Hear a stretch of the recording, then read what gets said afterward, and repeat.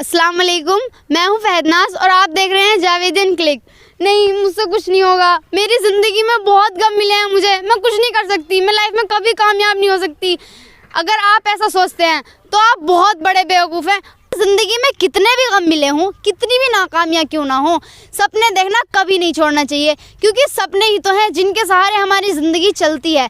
तो चलिए, आज मैं आपको मिलवा रही हूँ एक ऐसे नौजवान से जो हमें सिखाता है कि सपनों का पीछा कैसे किया जाता है। मेरे दोस्तों, सपनों से बच के मत भागो, सपनों के पीछे भागो। इस लड़के ने 14 साल पहले पढ़ाई छोड़ दी थी, लेकिन 14 साल बाद दोबारा से पढ़ाई स्टार्ट की और एमए किया। एमए फर्स्ट ईयर में भी इनका परफॉर्मेंस बेहद ख़राब रहा, लेकिन सेकेंड ईयर में यूनिवर्सिटी टॉप कर दी। इतना ही नहीं, नेट भी क्वालिफाई किया और जो सपना वो 14 साल पहले देखते थे, उस सपने को पूरा कर डाला। तो सुनिए पिलखवा के अब्दुल रऊफ की कहानी उन्हीं की ज़बानी। अगर आपको अब्दुल रऊफ की ये स्टोरी पसंद आए तो चैनल को सब्सक्राइब करना और वीडियो को शेयर करना ना भूलें। हेलो एवरीवन, मेरा नाम अब्दुल रऊफ खान है और मेरे वालिद का नाम अब्दुल जब्बार है और बेसिकली पिलखवा से ही बिलोंग करते हैं। हाँ, लेकिन मैं इसमें आपको एक बात और बताना चाहता हूँ अभी स्टार्टिंग में ही, कि जो मेरे दादा हैं वो बहुत फेमस पर्सनालिटी रहे हैं। उनका नाम यूनुस पहलवान है। मैंने पहले ही प्रयास में एनटीए यूजीसी नेट वर्ष 2020 जून की परीक्षा पास की है।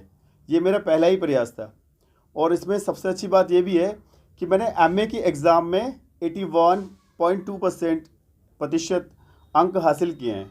मेरे 406 नंबर हैं 500 में से। और सीसीएस यूनिवर्सिटी से मैंने पॉलिटिकल साइंस में एमए की परीक्षा दी थी और नवंबर 2020 में मेरा इसका रिज़ल्ट आया है और यूजीसी नेट का रिज़ल्ट मेरा दिसंबर में आया है। ये वर्ष 2020 की परीक्षा थी। तो ये दोनों रिज़ल्ट मेरे बहुत शानदार रहे हैं जो बात है, और मैं इस कामयाबी के बारे में आपसे बताना चाहता हूँ। ठीक है, जो मेरा ये एग्ज़ाम था पॉलिटिकल साइंस का, सबसे पहले मैं पॉलिटिकल साइंस की बात करता हूँ। तो एमए फर्स्ट ईयर में मेरे इसमें कि मात्र 50% अंक थे।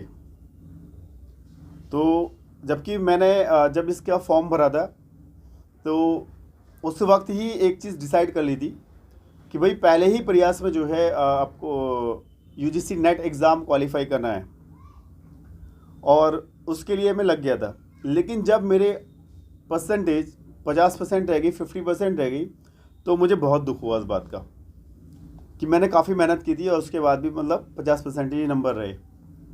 फिर कुछ नहीं, क्योंकि कमी अपने अंदर ही होती हैं। मैंने और ज़्यादा मेहनत करी और उसका नतीजा ये रहा कि फाइनल ईयर में मैंने टॉप किया 81.2% अंक हासिल करके। सीसीएस यूनिवर्सिटी मैंने टॉप किया है, और ये भी प्राइवेट से, रेगुलर नहीं गया मैं कुछ चीज़ें। इसके साथ साथ तो आज की इस वीडियो में मैं आपको अपनी कामयाबी के कुछ राज बताना चाहता हूँ, कुछ शेयर करना चाहता हूँ। लाइफ में मतलब कुछ चीज़ें घटती हैं जिनको हमें लगता है कि नहीं ये बुरे के लिए हैं, लेकिन उनके रिज़ल्ट जब हम देखते हैं तो वो अच्छे के लिए होते हैं। तो मैंने जो अपनी पढ़ाई स्टार्ट की है वो सरकारी स्कूल से ही की है। हम 8 भाई 2 बहनें हैं और इतने बड़े परिवार का खर्चा चलाना एक मामूली बात नहीं है, वो भी इतने महंगाई के दौर में।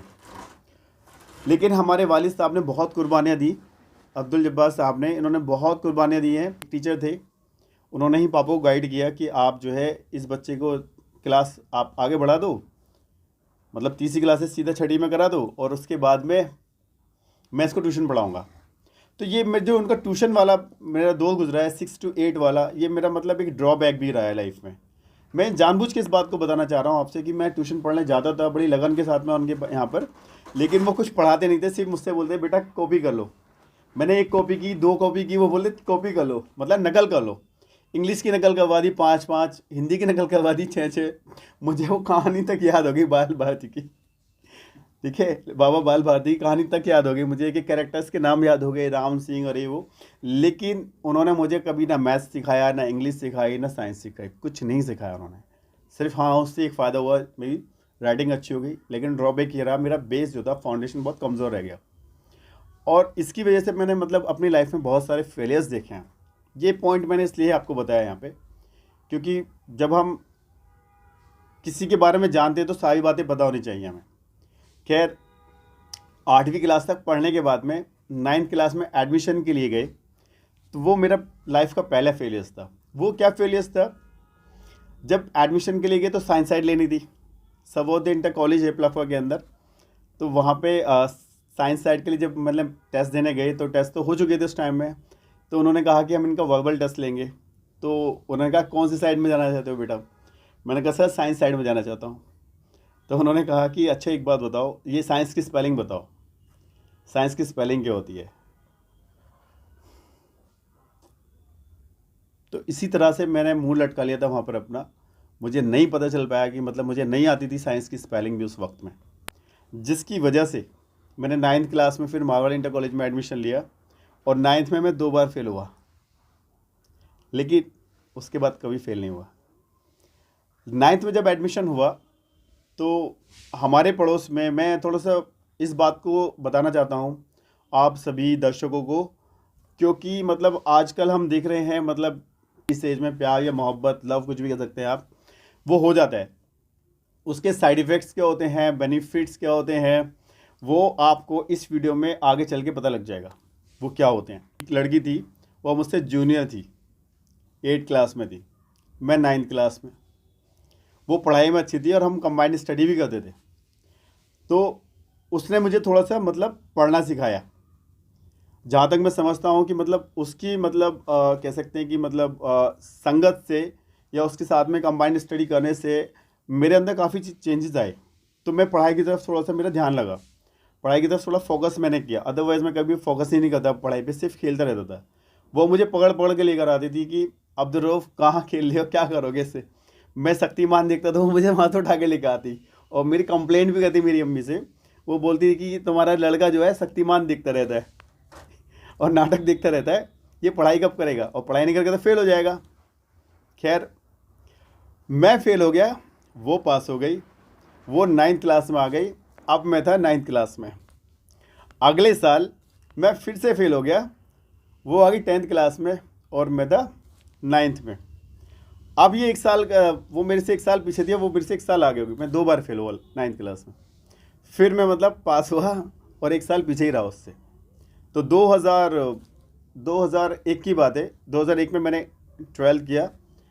2001 में मैंने 12th किया, सेकंड डिवीज़न से। मेरी मतलब फर्स्ट जो आई है अभी एमए में ही आई है, उससे पहले मेरी फर्स्ट डिवीज़न भी नहीं आई।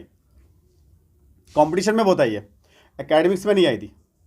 उसके अलावा तो जब 2001 में बीए में एडमिशन ले लिया, बीए में पॉलिटिकल साइंस, डिफेंस स्टडी और इंग्लिश थे सब्जेक्ट्स। दोस्तों ने बताया अभी ये ले लो, पता भी नहीं था मतलब कौन से सब्जेक्ट लेने चाहिए, कौन से नहीं लेने चाहिए। अब तो हम खुद ही मतलब बच्चों को गाइड्स करते हैं कि कौन कौन से मतलब सब्जेक्ट्स आपको लेने चाहिए, कौन से नहीं लेने चाहिए, किन सब्जेक्ट से क्या फ़ायदे हैं, कहाँ पे आप करियर बना सकते हैं। अब तो इतनी नॉलेज है, उस टाइम में कुछ भी नॉलेज नहीं थी बिल्कुल भी, और गाइडेंस भी जीरो था।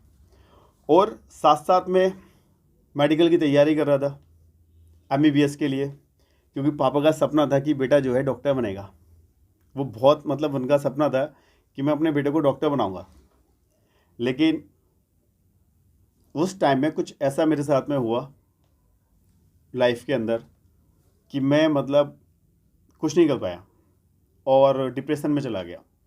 ये हुआ ये कि जब हम BA फर्स्ट ईयर में आए तो जो मेरी मतलब कलीग थी या क्लासमेट थी या कह सकते हैं कि जो मतलब पड़ोसन थी, जिसके लिए कुछ जज्बात जग गए थे उस वक्त में, हकीकत बताएं तो लगता था कि यही दुनिया है। ये लगता था कि यही दुनिया है, इसके अलावा दुनिया कुछ भी नहीं है। बस ये लड़की है और उसके अलावा कुछ भी नहीं है दुनिया में। अगर ये लड़की मिल गई तो पूरी दुनिया मिल गई, नहीं मिला तो ये मान लो कुछ भी नहीं मिला। वो ऐसी हालत थी। वो जज्बात, उस टाइम की वो फीलिंग्स बहुत अजीब होती है, और मैं शायद उन जज्बात को शायद लफ्ज़ों में बयान ना कर सकूं वो चीज़ें। तो ऐसा भी होता था कि उसे ना देखें मतलब, तो मतलब खाना भी हजम नहीं होता था। इवन कि मतलब एंटीना ठीक करने जाया करते थे उस वक्त में, जानबूझ के कि उसको देख लेंगे उस बहाने से। वो पढ़ती रहती थी और हम टीवी देखते रहते थे। तो रिज़ल्ट ये था कि वो टॉपर थी, सुंदर भी थी, टॉपर भी थी, बाखलाक भी थी, उसके अंदर सारी ही चीज़ें थी। बट एक हम ही थे जो कुछ भी नहीं था हमारे पास में। तो बहरहाल होता ये कि 2002 में हम जब BA सेकेंड ईयर में आए, जब BA फर्स्ट ईयर में थे, उस वक्त में ही उनकी शादी हो गई। अब हम तो सर पकड़ के बैठ गए, हमने कोशिश भी करी, रिश्ता भी भेजा, लेकिन भाई देखो निखट्टू से कोई शादी नहीं करता, बस एक बात ये जान लो।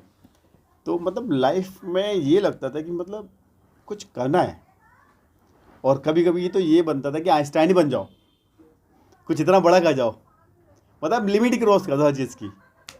बट लेकिन उसका दुख जो था खोने का, वो हर चीज़ से बड़ा होता है। वो इतना दुख था कि मुझे ये तो नहीं पता था कि मतलब डिप्रेशन क्या चीज़ होती है, लेकिन मैं डिप्रेशन में चला गया था, और मुझे उससे उभरने के लिए काफ़ी वक्त लगा, 1 साल नहीं, 2 साल नहीं, मतलब लाइफ में ये लग रहा था कि मतलब सब कुछ ख़त्म हो गया है। मैंने मेडिकल की तैयारी छोड़ दी कि मैं अब मेडिकल में डॉक्टर बन के करूँगा क्या, पापा का सपना भूल गया, उसके चक्कर में सब कुछ भूल गया, दुनिया ही भूल गया, हर चीज़ मैंने छोड़ दिया अपनी। सिर्फ एक लाइफ स्टाइल होता है जिसको हम बोलते हैं सेडेंट्री।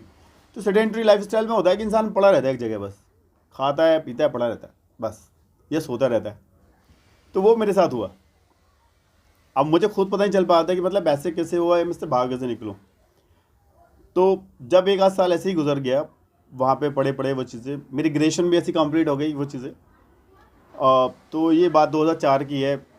फिर एक शख्स मेरे पास में आए, उनसे मुलाकात हुई, उनका नाम था बशीर अहमद, हाजी बशीर अहमद, मरहूम है, अभी इंतकाल हो चुका उनका काफ़ी टाइम पहले, 2000 लगभग 8-10 में इनका इंतकाल हुआ है।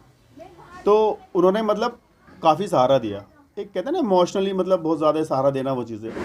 और घर वाले तो ये सोचते थे कि मतलब मैं तो सब कुछ भूल जाता था, ऐसी हालत हो गई थी।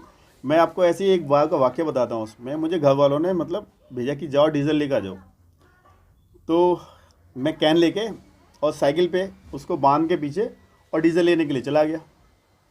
लेकिन होता क्या है, मैंने वहाँ से डीजल ले लिया, और 5 लीटर डीजल लेना था, 5 लीटर डीजल लेके मैं वापस से आ गया, और पीछे बांध रखा था मैंने। तो जब मैं आ गया तो मतलब उस टाइम में उसके तस्वुर में, उसके ख़्यालों में इस कदर खोया रहता था, इस कदर खोया रहता था, मुझे पता ही नहीं चला मेरी कैन कब में गिर गई और उसी कब में खुल गई। जब मैं यहाँ पे वापस आया हूँ तो वहाँ पे कैन नहीं थी। तो मैं मतलब उस दिन को भी याद करता हूँ कि मेरी लाइफ में एक ऐसा दौर भी गुजरा है, कि एक ऐसा टाइम भी गुजरा है वो चीज़ें। हाँ, मैंने एक चीज़ वो जानी है अपनी पर्सनल लाइफ में, सामने वाले को आपकी इन सब चीज़ों से कोई फ़र्क नहीं पड़ता है। आप किसी को दुनिया बना लो, किसी को जन्नत बना लो, उसे कोई घंटा फ़र्क नहीं पड़ता। तो मैं आपसे यही कहना चाहूँगा, किसी को जन्नत मत बनाओ, किसी को दुनिया मत बनाओ। अरे जो बनाना है अपने आप को बनाओ। तुम कुछ बनोगे, दुनिया सलाम करेगी। जब तुम कुछ नहीं रहोगे, कोई आपको वैल्यू नहीं देगा। अपने आप को बनाओ जो भी कुछ बनाना है। तो मैंने पर्सनल फील किया इस बात को, कि सामने वाले को कोई घंटा फ़र्क नहीं पड़ता बिल्कुल भी, कि आपकी जज्बात क्या हैं, आपकी फीलिंग्स कैसे आप खेलते हैं आपके इमोशन से।